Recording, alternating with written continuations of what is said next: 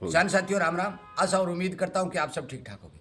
साथियों, काफ़ी किसानों के प्रश्न आ रहे हैं कि सरसों के अंदर ऐसा क्या डालें कि हमारी सरसों अच्छी ग्रोथ करे और हमारी सरसों की जड़ों में किसी प्रकार का रोग दिखाई नहीं दे। मैं बता देना चाहता हूं कि किसान को एक एक बात प्रॉपर रूप से सबूत के तौर के ऊपर समझा करके किसान का खर्च बचाने और अच्छी पैदावार देने के लिए लगातार कार्य किया जा रहा है। इससे किसान को फायदा भी होगा, खर्च भी बचेगा और फसल भी अच्छी होगी। 101% की गारंटी मैं आपको बताने जा रहा हूँ। जो फार्मूला मैं आज दिखाने जा रहा हूँ वो ध्यान से सुने और उसी तरह से अपनी सरसों में पहली सिंचाई लगाते समय इस चीज़ का प्रयोग करें और उसका बाद में रिजल्ट देखें। इसी तरह की जानकारी आपको मिलती रहे, आपकी फसल भी अच्छी बने और आपका खर्च भी बचे। तो आप इस चैनल के साथ जुड़े, सब्सक्राइब करें, क्योंकि ये किसान हित में चलाया जाने वाला प्रोग्राम है जिसके तहत किसान को एक एक बारीकी से बात बताई जा रही है। मैं बता देना चाहता हूँ, ये यूरिया, ये देख यूरिया का कट्टा, और ये है जो मैं लगातार बता रहा हूँ सल्फर 80% WDG। इसके नीचे लिखा होता है सिंथेटिक फंगिसाइड। ये देखना, ये देख ली सिंथेटिक फंगिसाइड। ये ध्यान करने वाली बात है, क्योंकि सल्फर जो सीधी किसान यूज करता है, मैं बता देना चाहता हूँ, उसके अंदर केवल सल्फर होती है, परंतु ये जो है ये कॉन्टैक्ट फंगिसाइड का काम करता है। इसमें सल्फर भी मिलती है और साथ में फंगस को भी मारती है, इसलिए दोनों चीज़ों का कॉम्बिनेशन बनाना अति आवश्यक है। ये देखिए, ये यूरिया है और इस यूरिया में मैंने सल्फर मिलाने के बाद ये इसके ऊपर चिपक गई है, ये चिपक चुकी है। जब आप पानी लगाओगे तो ये पानी में घुल करके अपनी ज़मीन में जाएगी। मैं बता देना चाहता हूँ कि जो सल्फर हम डाल रहे हैं 90% वाली डाल रहे हैं, कोई दाढ़ वाली डाल रहे हैं, साथियों दो काम करती है। एक चीज़ डालना और काम दो कराना। कंटैक्ट फंगिसाइड के तौर पर ये पाउडर फॉर्म वाली बालू रेत के समान होती है। जो यूरिया में मिलाएंगे आपके यूरिया के ऊपर ये चिपक जाएगी, जो पानी लगाएंगे तो ये ज़मीन में चली जाएगी।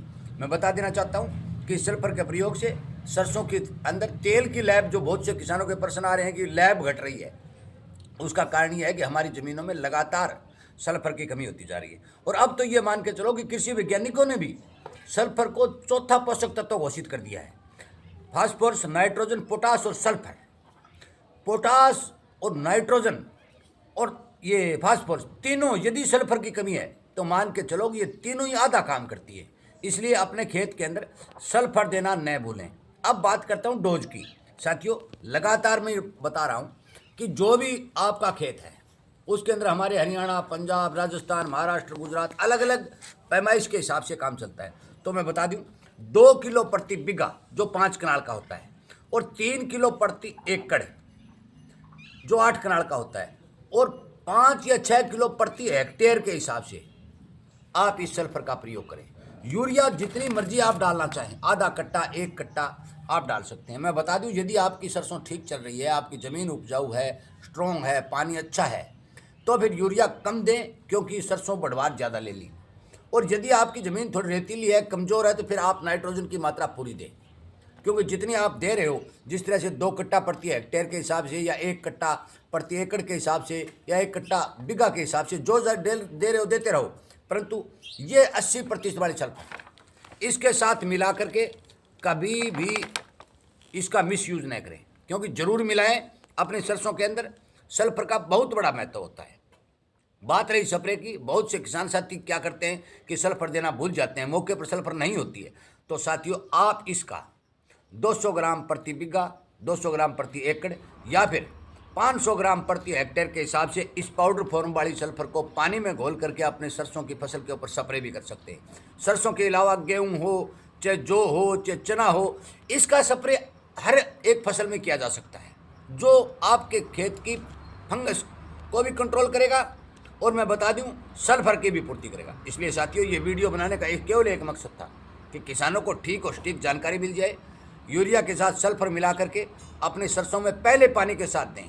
जिन किसान साथियों ने पहले सल्फर दे दिया है, बिजाई के समय दे दिया है, उन्हें दोबारा सल्फर देने की ज़रूरत नहीं है। ये बात ध्यान करने वाली बात है, क्योंकि कुछ किसान साथियों ने मेरा वीडियो देख करके अपने खेत में बिजाई के समय सल्फर का प्रयोग कर लिया।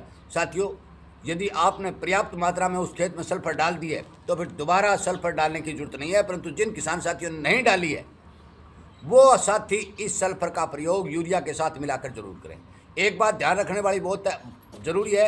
आज मैं खेत में जाऊंगा, आपको जो मुरगोजा की बीमारी है, जो मुरगोजा की बीमारी अटैक कर रही है, उसको देखने जांचने का तरीका और उसको कंट्रोल करने का तरीका फिर आज मैं खेत में जाकर प्रॉपर सरसों के खेत में खड़ा होकर पूर्ण रूप से बताने जा रहा हूँ। यदि मेरे द्वारा बताए गए तरीकों पर काम करोगे, इनको सुनकर के आगे बढ़ोगे और ये प्रयोग आप करोगे तो 100% आपकी फसल भी अच्छी होगी, आपकी पैदावार भी बढ़ेगी। साथियों, मैं विनय निवेदन में प्रार्थना करता हूँ कि इस वीडियो को ज़्यादा से ज़्यादा किसानों तक शेयर कर दें, क्योंकि शाम को जो 7 से 8 बजे तक लाइव शो चल रहा है, उस शो में बहुत से किसान भाइयों के प्रश्न आ रहे हैं कि अब सल्फर का यूज़ कैसे करें, कितना करें, यूरिया कितनी डालें, कैसे डालें। सारे के सारे प्रश्नों का उत्तर शायद मैं ये अनुमान लगा सकता हूं कि आपको इस वीडियो के माध्यम से मिल गए होंगे। इसलिए इस वीडियो को ज़्यादा से ज़्यादा शेयर करें। इसी तरह की जानकारी आपको मिलती रहे तो आप इस चैनल को सब्सक्राइब करके इसके साथ जुड़ जाइए। यूरिया और सल्फर का प्रयोग अपनी सरसों में करने से न भूलें, क्योंकि सरसों के अंदर सल्फर की मात्रा बहुत ज़रूरी है। सरसों जो हम 8 क्विंटल सरसों ले रहे हैं, वो लगभग 22 किलो सल्फर ज़मीन से खींच लेती है। और ज़मीन में यदि सल्फर की आपूर्ति नहीं होगी तो 100% सरसों की फसल जो कमज़ोर दिखाई देगी। इन्हीं बातों के साथ मैं इस वीडियो को विराम देता हूँ। उम्मीद करता हूँ कि मेरे द्वारा दी गई जानकारी आपको पसंद आ रही होगी और इन जानकारियों का फ़ायदा उठाने के लिए आप इस जागरूकता अभियान रूपी चैनल के साथ जुड़ करके फ़ायदा उठा रहे होंगे। जय हिंद।